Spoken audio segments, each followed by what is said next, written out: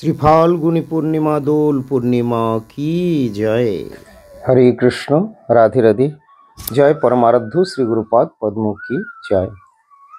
সুপ্রিয় ভক্তবৃন্দ, দর্শক বন্ধু, আজকের আলোচনার প্রারম্ভে সর্বাগ্রে আমি আমার নিত্য জীবনদাতা দিব্য জ্ঞান প্রদাতা ভগবত অভিন্ন প্রকাশ বিগ্রহ কৃষ্ণ কৃপার মূর্ত বিগ্রহ প্রজাগত মহাজন পরমারাধ্য শ্রী গুরুপাদ পদ্ম জগৎগুরু ওম বিষ্ণুপাদ পরমহংস শ্রী শ্রীমদ ভক্তি বিজয় শ্রীধর গোস্বামী ঠাকুরের শ্রীচরণ কমলে পুনঃ পুনঃ অসংখ্য সাষ্টাঙ্গ দণ্ডবত প্রণতি নিবেদন করি।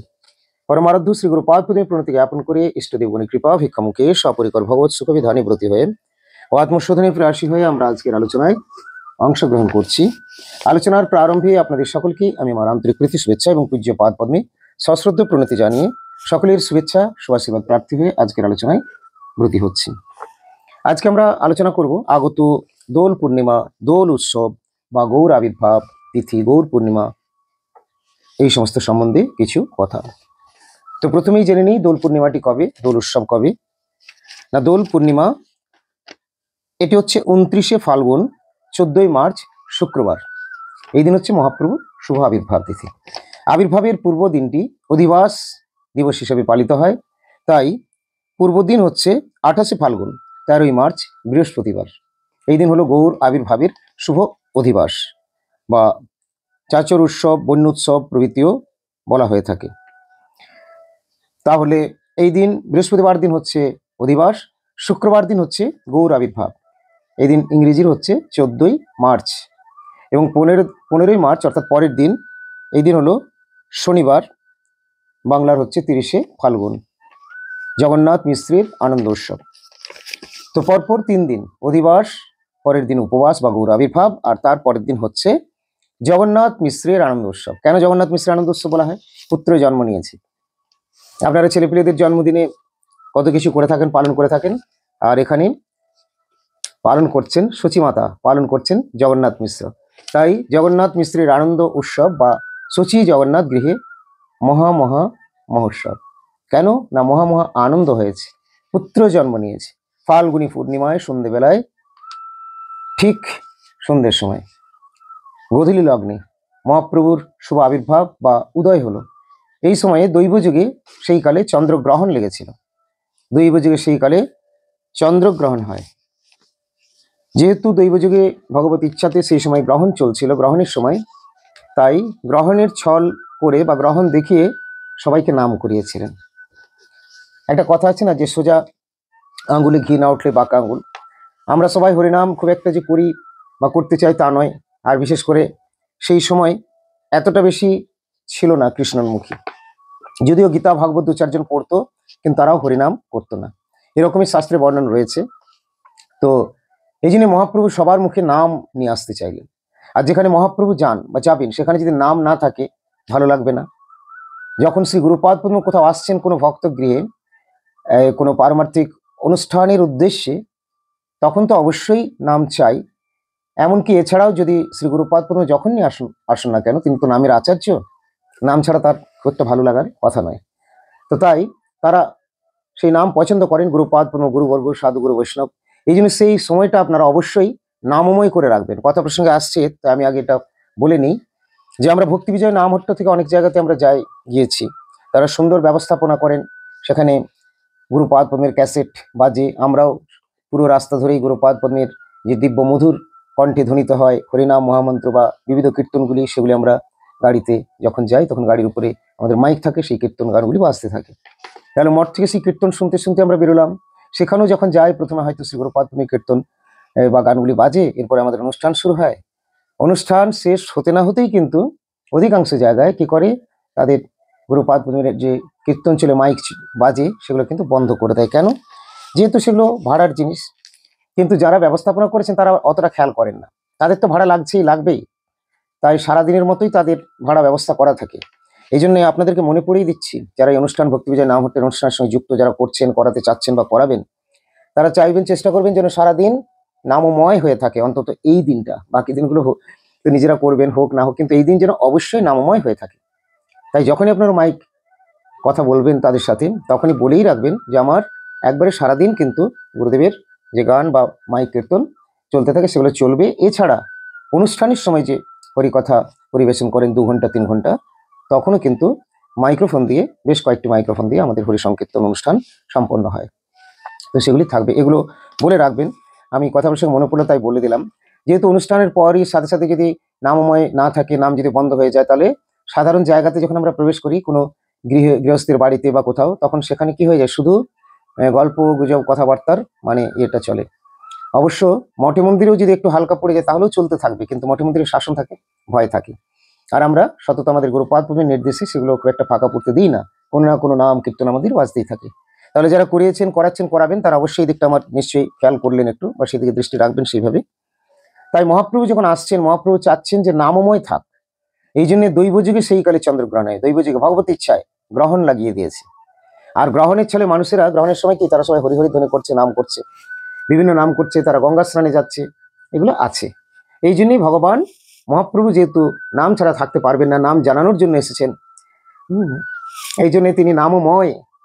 সেই মহাপ্রভু হরিনাম ছাড়া থাকতে পারেন না, তাই শৈশব থেকে তিনি তার আবির্ভাবের সময় থেকে হরিনাম দেখিয়েছেন, ক্রন্দনের ছেলে হরিনাম করিয়েছেন। আর সেই হরিনাম বাদ দিয়ে দিলে হবে?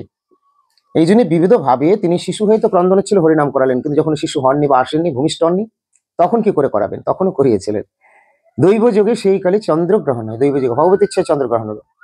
আর এই গ্রহণ দেখে সকলেই হরি হরি ধ্বনি করছে বা গঙ্গার স্নান দিতে যাচ্ছে। তাহলে মহাপ্রভুর অত্যন্ত প্রিয়, এটা বাদ দেবেন না, এটা ভুলবেন না। হরিনাম শুধু অনুষ্ঠানের সময় না, নিজের গৃহে প্রত্যেক দিন নিয়মিত হরিনাম করবেন, তাতে সবচেয়ে বড় সুখী হবেন গৌর সুন্দর।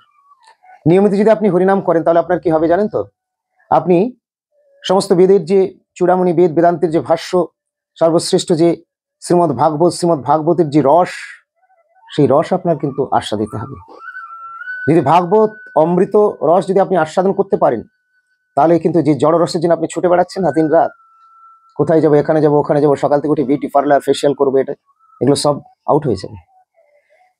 তাই বলে এটা ভাববেন না যে যে সমস্ত সাধারণ লোকেরা আছেন তাদেরকে একবারে পুরো পরিষ্কার পরিচ্ছন্ন হতে হবে না, শুধু সবসময় দৈন বিনয় করে হরিনাম করবো, কিছু খাওয়া পড়া চলবে না, এরকম যে তাদেরকে বলছি না, তাদেরকে নয়। একই কথা হয়তো বিভিন্ন জনের বিভিন্ন ভাবে তারা গ্রহণ করবেন। এই কথা আমি বিশেষ করে বলছি যারা দীর্ঘদিন গুরুপাদ পদ্মের চরণ আশ্রয় রয়েছেন, অথচ যাদের হরিনামের প্রতি রুচি অনুরাগ হচ্ছে না, তার মানেই তাদের, যাদের রুচি হচ্ছে না হরিনামে, তাদের কোথায় রুচি রয়েছে? নিজের প্রতি রুচি রয়েছে। যারা হরিনাম ভালো বাসে না, তারা নিজের নাম নিয়ে ব্যস্ত রয়েছে। যারা নিজের নাম নিয়ে ব্যস্ত, তাদের মুখে হরিনাম আসে না। এগুলো আমার কথা নয়, শাস্ত্রের কথা। আবার কেউ বা খুব হরিনাম করছে, বিড় বিড় বিড় বিড় করে করেই যাচ্ছে, কিন্তু নামাক্ষর বাহির আয় বটে, নাম কভু নাই। গুরুপাদ পদ্মের মুখনিসৃত যে বাণী উপদেশ অনুসারে এবং সেই গুরুপাদ পদ্মে আত্মনিবেদন যারা করেছেন, সেই গুরুদেবতাত্মা গুরুনিষ্ঠ ভক্ত বৈষ্ণববৃন্দের শিক্ষা অনুসারে যদি আমরা গুরু বৈষ্ণবের পদধূলি হয়ে নাম আচার্য হরিদাস ঠাকুরের পদাঙ্ক অনুসরণ করি, রূপ রঘুনাথের পদ যদি আমরা বোঝার চেষ্টা করি, তাহলে আমাদের জীবন ধন্য হবে। মহাপ্রভুকে আবার আমরা ফিরে পাবো। আবার ফিরে পাবো মানে অনাদি বহির্মুখতা আমাদের রয়েছে, আমরা হারিয়ে ফেলেছি তাকে, কিন্তু পুনরায় ফিরে পেতে পারি এই প্রণালীতে। কিন্তু এই প্রণালীতে অর্থাৎ সাধু সঙ্গে যারা এসেছেন, গুরু বৈষ্ণব পাদ পদ্ম যারা আশ্রয় করেছেন, গুরু পাদ পদ্ম আশ্রয় করেছেন, এবং যারা গুরু নিজজন বৈষ্ণবের কাছেও হাম্বড়ামি না নিয়ে গুরু সেবার শিক্ষার জন্য প্রণত চিত্তে বৈষ্ণব সেবাতেও যারা ব্রতী রয়েছেন, অর্থাৎ গুরুপাদ পদ্ম এবং গুরু নিজজন গুরুনিষ্ঠ বৈষ্ণবের আনুগত্য তারা থেকে যারা গোবিন্দের ভজনা করছেন, তাদের তো জীবন ধন্য হবে। আমরা যে আজকে গৌরহরির কথা বলছি, এই গৌরহরি কে? তিনি হচ্ছেন শ্রী রাধা কৃষ্ণ মিলিত তনু শ্রী চৈতন্য মহাপ্রভু। কেন মহাপ্রভু আসলেন? মহাপ্রভু এই দুনিয়াতে, পৃথিবীতে, ধরণীতে, ধরাধামে এলেন এই জন্যে এরা বড় দুঃখী, এরা বড় কষ্ট পাচ্ছে। কৃষ্ণ বলি সেই জীব অনাদি বহির্মুখ, অতএব মায়া তারে দায় সংসার দুঃখ। অনাদিকাল ধরে এরা ভগবানকে ভুলে দুঃখে কষ্টে জ্বালা যন্ত্রণায় ছটফট করছে, তার জন্য ভগবান নিজেই ছুটে আসছেন। তার এত দায় পড়েছে, তার এত করুণা। কেন না, তিনি করুণার মূর্ত বিগ্রহ। তার মতো এত করুণাময়, এত কৃপাময়, এত দয়াময় আর কেউ হতে পারে না, একমাত্র তার নিজজন, অন্তরঙ্গ নিজজন, অভিন্ন প্রকাশ, পরমপৃষ্ঠ শ্রী গুরুপাদ পদ্ম ছাড়া। শাস্ত্রী গুরুপাদ পদ্মের মহিমায় বর্ণন করেছেন যে তিনি মহাপ্রভুর মতো তো দূরের কথা, মহাপ্রভুর চেয়ে বহু বেশি, আরো অনেক অনেক কৃপালু। এটাই শাস্ত্র বর্ণন করেছেন। কেন না, গুরু মহিমাই হচ্ছে সর্বাধিক। তো গুরুপাদ পদ্মে যার প্রীতি হয়েছে, যদি যথার্থ প্রীতি হয় এবং যথার্থ যদি গুরুর কৃপা তার প্রতি বর্ষিত হয়, তাহলে তার কি হবে না, গুরুর প্রাণধন কি? গৌর সুন্দর। তার গৌর সুন্দর প্রীতি হবে। তিনি গৌরের আচরিত প্রচারিত ধর্ম একদিকে পড়ে থাকলো আর মুখে জয় গুরু করলো, এটা হবে না। তার ইতর কার্যে, ইতর জিনিসের প্রতি বৈরাগ্য আসবে, অনুরাগ বাড়বে ভগবানের প্রতি, সেবাময় জীবন যাপন, তার এটা সেটা আজে বাজে আর ভালো লাগবে না। বড় বড় ভক্ত যারা তারাও সাজসজ্জা করেন, সাজসজ্জা করলেই যে অভক্তা হয়ে গেল তা নয়। পুণ্ডরিক বিদ্যানিধি, এখন তার কথা আলোচনায় আমরা পাই যে তিনি সুন্দর পাঞ্জাবি পরে আছেন, সোনার বোতাম, সুন্দর দামি তার তেল মাথার নেওয়ার জন্যে, এবং তার সোনার একটি বাটা রয়েছে, পানির বাটা, যেগুলো শুনলে আজব মনে হবে, যেগুলো বৈষ্ণবদের কোনো কথাই নেই, কিন্তু সেগুলো তার মধ্যে ছিল। এই ক্ষেত্রে আমাদেরকে এটাই সাবধান করতে চেয়েছেন যে অধিকারী ভক্ত বা বৈষ্ণব যারা, তাদের যদি তোমার দর্শনে কিছু ভুল মনে হয় সেটাকে ভুল বলে দেখবে না। কেন না, তারা সবসময় প্রভুময় হয়ে রয়েছেন। পুণ্ডরিক বিদ্যানিধির জীবনী আলোচনা করলে আমরা বুঝতে পারবো, তো আমি সেই প্রসঙ্গে এখন যাচ্ছি না, যেহেতু আমাদের সময় কম, তাই গৌর আবির্ভাব তিথি সম্বন্ধে আমরা বলবো। হ্যাঁ, বলতে গিয়ে এটাই বললাম যে সাজসজ্জা হয়ে গেলেই তিনি ভক্ত হলেন না, এরকম নয়। তবে আমরা যেমন অনেককাল আগে একটা চশমা যখন নিয়েছিলাম, তো অনেক আগের কথা, কেউ হয়তো দিয়েছিলেন বা কিছু হবে, তো গুরুপাদ পদ্ম হয়তো তার খেয়াল নেই, তিনি আমাকে ইঙ্গিতে বলেছিলেন যে না, এরকম এইটা না, মানে খুব সিম্পল, তোমাদের চোখের প্রয়োজন আছে তার জন্য নেবে, খুব একটা দেখানোর জন্য বিরাট কিছু নাই। তো এই কথাটা তখন আমার খুব একটা, আমি গুরুদেব অত ঠিক গভীরভাবে যে আমাকে ডিরেক্টলি বলেছেন তাও নয়, স্ট্রিক্টলি যে নিষেধ করেছেন এরকম ব্যাপারটা নয়, কিন্তু তিনি ইঙ্গিতে বা কথার মাধ্যমে বুঝিয়েছিলেন। কিন্তু তখন আমি সেই পরিমাণ হৃদয়ঙ্গম করতে পারিনি, যেহেতু আমার নিজের চোখেই ছিল, নিজে তো সেভাবে অতটা। কিন্তু যখন একজন পরে আমি ব্রহ্মচারীকে দেখলাম আমাদের মঠের, এবং সেরকম একটা দামি প্রেম, তখন অত বছর পরে গুরুদেবের সেই বাণীটা আমার কর্ণকুহরে ধ্বনিত হতে লাগলো, এবং সেই তার মুখটা দেখে সেটা আমার আয়নার মতো কাজ করলো যে সত্যি এটা আমাদের পক্ষে মানানসই নয়। কেন, সেই ব্রহ্মচারীকে যখন আমি দেখলাম, সেই ব্রহ্মচারী হয়তো একটা দামি প্রেমের নিয়েছে, এখন তার সেই জায়গাটা নেই, তার ফিলিংস নেই। পূর্বে যখন আমরা হরিকথা শুনতাম প্রথমের দিকে, প্রারম্ভিকে, তখন যারা ছিলেন গ্রন্থ থেকে আলোচনা করতেন, গুরুপাদ পদ্ম বলেন যে খুব কাঁচা, খুব সুন্দর একবারে পোশাক পরিচ্ছদ, আয়রন করা ধুতি, সাদা ধপধপ করছে, তার সঙ্গে প্রয়োজনে একটু নীল বা উজ্জ্বলা কিছু দিয়েছে। মহাত্মা সিদ্ধ মহাত্মাগণ তারা হয়তো আগেকার সময় এরকম কখনো বলেছেন, কে ধুইছে, ধোপায় ধুইছে, ধোপায় মানে একটু ছোট্ট করে খোঁচা মারলেন। কেউ বা ওই আর্টিফিশিয়াল, মানে তার নিজস্ব কোনো প্রয়োজন নেই, মানে শোয়ের জন্য হয়তো চশমা পরেছেন, যেগুলোকে সানগ্লাস প্রভৃতি ইত্যাদি বলছে, বা স্টাইলের জন্য, যেটা সানগ্লাস তো নয়, রৌদ্রের জন্য নিচ্ছে, ঠিক আছে, স্টাইলের জন্য যেগুলো পাওয়ারটা থাকে না এরকম যেগুলো, তো সেগুলো আমাদের দেখার জন্য খুব যারা পড়ে। কিন্তু মহাত্মারা তখন বলতেন, কেউ বলছেন যে তুমি পরচোখ পরেছো, পরচোখ, মানে তার চশমার প্রয়োজন নেই, এটা আমার পাওয়ারের চশমা, তো প্রয়োজনে, কিন্তু তার আর্টের জন্য, আমাকে ভালো লাগবে সুন্দরের জন্য, সুন্দরের জন্য পড়েছে, বাজারে ঘুরছে ঘুরুক, কিন্তু সেই মহাত্মার কাছে গিয়েছে। যেসব মহাত্মারা আমাদেরকে পুনঃ পুনঃ সতর্ক করেছেন, শ্রী শ্রী গৌর কিশোর দাসবাজি মহারাজ, ছিল ভক্তি বিনোদ ঠাকুর, হ্যাঁ, জগতে থাকতে হলে খেতে হবে, পড়তে হবে, প্রয়োজনীয়, কিন্তু যেন অতি আড়ম্বর বাহ্যাড়ম্বর না হয়। তাদের ক্ষেত্রে, কাদের ক্ষেত্রে, যারা হরিভজন চাইবেন। আমি দিনের পর দিন সব করেই গেলাম, আমার ভজনে ভক্তিতে অনুরাগ আসলো না, সাধুগুরু বৈষ্ণবে আমার প্রীতি হলো না। আবার যদি গুরুদেবের কাছে 20 বার আমরা হয়তো যাচ্ছি, শুধু আমার গুরুদেবের কথাই বলছি না, যে কোনো সদ্গুরুর কথা বলছি, কিন্তু যদি তার যন্ত্রের উল্লঙ্ঘন করা হয়, তাহলে আবার সেই গুরু সেবাটা মনে হয় খুব একটা গুরু সেবা নয়, প্রভুপাদের ভাষা তো। এবং কিছুদিন আগে শিষ্য পূজ্যপাদ ব্রজধামের এক মহাত্মা বিশেষ, যার নাম আপনারা হয়তো সবাই অবগত আছেন, কৃপালু প্রেমানন্দ মহারাজজি মহাত্মা, তো ব্রজধামের মহাত্মা, বিশেষ মহাত্মা, যাকে দর্শন করতে এখন সবাই আসছেন। তো তার কথা তার কথা আমার মনে পড়ে গেল। তাকে দর্শনের জন্য দর্শনার্থীরা একবার খুব ভিড় করেছে, খুব ভিড়। আর সেই ভিড়ের মধ্যে, এত ভিড় যে ব্যারিকেড করে হয়তো কন্ট্রোল হচ্ছে না, শেষে সেবকরা যারা ছিল, সেবকরা ঠিক আটকাতে পারলো না, যেন সেবকদের গায়েই হুড়মুড়িয়ে পড়লো। তুমি দেখুন ওনার কথাটা কত সুন্দর। উনি শেষে উনি তো খুব দৈনত বিনয়ী, তো খুব সুন্দরভাবে, খুব হুঙ্কার নয়, খুব নরমভাবেই বলেছিলেন যে না, আমি আর আপনাদেরকে এইভাবে, হিন্দিতে বলছেন যদিও, এইভাবে আর আমি দর্শন দিতে পারবো না, আমাকেই দর্শন বন্ধ করে দিতে হবে। আপনারা যে হুটোপুটি করে আমার যে সেবকদেরকে লঙ্ঘন করে আমার কাছে চলে আসলেন, আপনারা তো কিছুক্ষণ পরেই চলে যাবেন, কিন্তু সেই সেবকগুলোই আমার কাছে আছে, আর তারাই আমার সঙ্গে আমার সেবাতে রয়েছে, তাদেরকে বাদ দিয়ে আমি কি করে আপনাদের এটা, আমি এইভাবে নিতে পারি না, এরকম তিনি হিন্দিতে বর্ণন করেছিলেন। খুব সুন্দর তার একটা দিক বা দর্শন রয়েছে। তা আমাদের সবগুলোই মানতে হবে। যে সেবকরা প্রভুর সেবা নিয়ে রয়েছেন তাদেরকে অনাদর উপেক্ষা করলেও হবে না। আর সেই সেবকরা আবার কখনো কেউ আসছেন তাদেরকে দর্শন করাবো না, গুরুদেবের দর্শন করতে দেবো না, গুরুদেবকে আমরা জানাবো না, এরকমটা করলেও আমরা হয়তো বললাম না, গুরুদেবকে বলবো না, এরকমটা করলে হবে না। তবে হ্যাঁ, সেবকরা অনেক সময় নাও বলতে পারেন, অনেক সময় তারা চিন্তা করেন এখন প্রভুর বিশ্রামের সময়, তাই প্রভুকার এই কথা না জানানোই ভালো, এরকম ভাবে তারাও করেন। তাই ছোটখাটো বিষয় নিয়ে আমরা বড় কিছু ভাবনা বা মন্তব্য করে বসবো না, আমরা চিন্তা করব যে তারা কত না কতভাবে সেবা করছে, আমরাও যেন করতে পারি আপনাদের মতো এইভাবে শুভেচ্ছা শুভাশীর্বাদ প্রার্থী হব। আর তার ফলে আমরা গুরুদেবের সেবা আর গুরু কৃপায় গৌর সুন্দর সেবা লাভ করে ধন্য হতে পারবো। তো এই গৌর পূর্ণিমা মহাপ্রভু কে না, ইনি হচ্ছেন রাধা কৃষ্ণ মিলিত তনু। শ্রী রাধা কৃষ্ণ মিলিত তনু মূলাবতারী গোলকনাথ গৌরচন্দ্র তার স্বীয় গৌর প্রকোষ্ঠতে কৃষ্ণ নাম সহ ভৌম নবদ্বীপে যে পূর্ণিমায় অবতীর্ণ হয়েছিলেন, সেই সর্বসদ্গুণ পূর্ণা অপ্রাকৃত সেবাপরা ফাল্গুনী পূর্ণিমা তিথিকে আমি বন্দনা করি। যত সব পূর্ণিমা রয়েছে সেই সকল পূর্ণিমা তিথি অপেক্ষা এই ফাল্গুনী পূর্ণিমা তিথি হলো সবচেয়ে বেশি আদরণীয়, পূজনীয়। 1407 শতকে যে ফাল্গুন, সেই ফাল্গুনের সন্ধ্যেবেলায় প্রভুর আবির্ভাব হয়েছে। তাই বলছেন 1407 মাস যে ফাল্গুন, পূর্ণমাসীর সন্ধ্যাকালে হইল শুভক্ষণ। পূর্ণমাসীর সন্ধ্যাকালে হইল শুভক্ষণ। অকলঙ্ক গৌর চন্দ্র দিল দর্শন, সকলঙ্ক চন্দ্রে আর কিবা প্রয়োজন। অকলঙ্ক চন্দ্র মানে গৌর সুন্দর, সকলঙ্ক চন্দ্র অর্থাৎ আকাশের যে চাঁদ।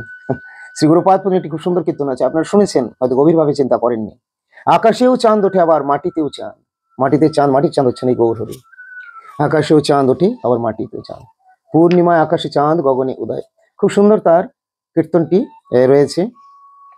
তো এই মাটির চাঁদ, মাটিতে যে চাঁদ এসছেন, এই চাঁদের কিন্তু কোনো কলঙ্ক নেই। আকাশের চাঁদের যদিও সেখানে কলঙ্ক রয়েছে, কিন্তু এখানে কোনো কলঙ্ক নেই। তাই বলছেন অকলঙ্ক গৌরচন্দ্র দিলা দর্শন, সকলঙ্ক চন্দ্রে আর কোন প্রয়োজন, এই কথা শ্রী চৈতন্য চরিতামৃতে রয়েছে। এই বিশেষ দিনে গৌর গুণ গানে মত্ত হয়ে সমগ্র দিবস ব্রত উপবাস বা ব্রত পালন করা কর্তব্য। সন্ধ্যায় গৌর অভিষেক, গৌর গীত নিত্যমুখে রাত্রি জাগরণ এবং পরদিবসে গৌর পূজান্তে যথাবিধি পারণ ও প্রত্যেক শুদ্ধ ভক্তি কামী জীব মাতৃরই কর্তব্য।